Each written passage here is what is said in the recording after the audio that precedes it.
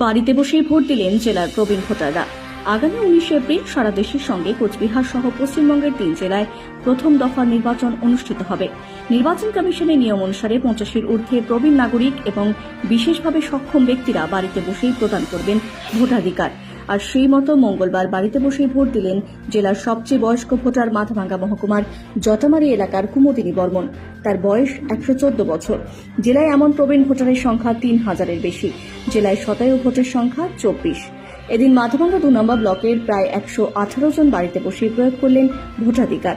জানা গেছে, এদিন মাথাভাঙ্গা 2 নম্বর ব্লকের 10টি গ্রাম পঞ্চায়েতের মধ্যে 11টি দল করে পোলিং অফিসারগণ কেন্দ্রীয় বাহিনীকে সঙ্গে নিয়ে ভোট গ্রহণ করতে বেরিয়ে পড়েন।